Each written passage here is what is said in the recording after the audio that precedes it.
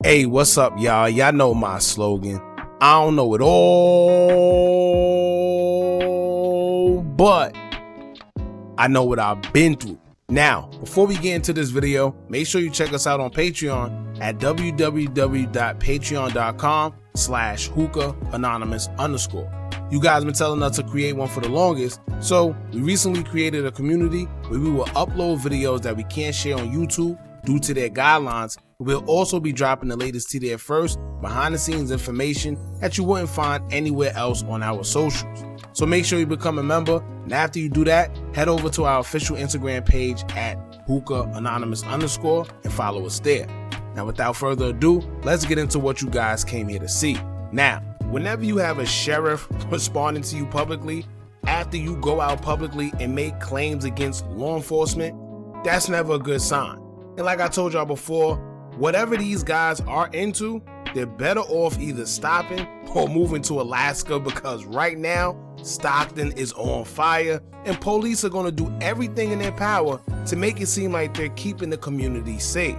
See, whenever criminals get away with crimes, especially homicides, it makes the police look like they aren't doing their jobs, which means the community don't feel safe, which means it's a slap in the face to law enforcement.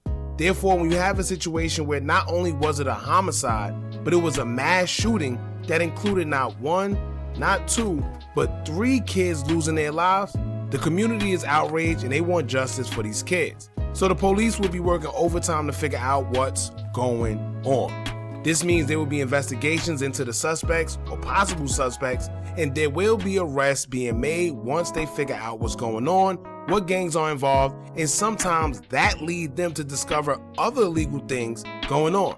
See the domino effect? See, this is why all the smart criminals try to avoid blood being spilled whenever they're making money, because death brings police.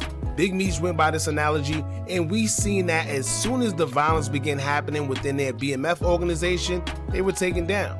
So I predict once police begin investigating, tying certain people to certain gangs, identifying whatever crime is being done within those gangs, we may see a RICO. And I'm not wishing it on anyone, but from what we've seen throughout the years, it's common behavior in these situations. Not to mention, we're living in a time where these guys put everything on social media and music. So a quick listen to one of these guys' music, watching a few interviews, and seeing social media antics will help law enforcement do their jobs with no problem. This is why y'all YNs out there, even the grown-ups, stop incriminating yourself on social media, please. Now, I told y'all before in the previous video, this whole situation could get messy, from the details we've been finding out down to people involved who are looking a bit shaky. NEL's father told us that he moved out of Stockton 2 years ago, and the only reason he returned was because he was attending his friend's party to drop off a gift for his daughter. Coincidentally, as he got there, he was shot. Then we had Nano MB's baby mother, who was responsible for throwing the party for the 2-year-old. She was caught by social media reposting a picture of Nano with lyrics to one of his songs, claiming to walk down one of his ops and not caring if their kids were around. This that real murder music. Take a blitz on him, bounced out, got that boy flipping. It ain't never safe, better keep your blick, chasing down on that block, give a about no kids, free.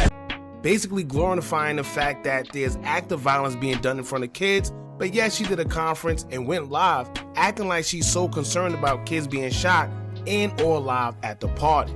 Something ain't making sense. But then we will also find out that Nano MB and Boys Douggee was arrested 2 days later for violating parole. For y'all that don't know, when you're on parole, they don't care what happened. You can't be around any felons no matter where you are, or even if you know or not. They will hold you responsible and tell you that you should have known. And wherever you are, if a crime is committed and you are in the immediate area, you can also be violated because you was around a crime. If y'all remember, Chicago rapper Tay Savage was at a little get-together, and the get-together got shot up by the ops or whoever, and he was there. They violated him on parole because simply he was there. Can you imagine trying to enjoy yourself and suddenly you're getting shot at, and then you get violated just for being a victim? Crazy. However, Boys Douggee thought it would be a good idea to speak to news reporters and explain what happened at the party. Of course, he didn't try to say too much, but he explained that when the shots went off, he thought it was balloons popping and he didn't get to see the suspects firing the shots. Then he proceeded to say that while he was trying to save kids who were shot or injured, police was more worried about pointing guns at people, including himself, and not allowing him to help. 25-year-old Billy Williams sits in the San Joaquin County Jail. They want to talk about my name. They want to talk about what happened. Tell them to talk about who carried the kids, not why they came. Because we don't know why they came, because I wouldn't do that to somebody. Speaking out about what happened the night of the shooting and his arrest 2 days later. My parole violation right now is based off me looking around where a crime was committed. He tells me he doesn't know why someone would shoot up a children's birthday party. Do you think you know who did this? No. Hell no. He says he was there for his niece's party and thought he heard balloons popping, but really they were gunshots. I just started to run after all the kids that I seen the wall.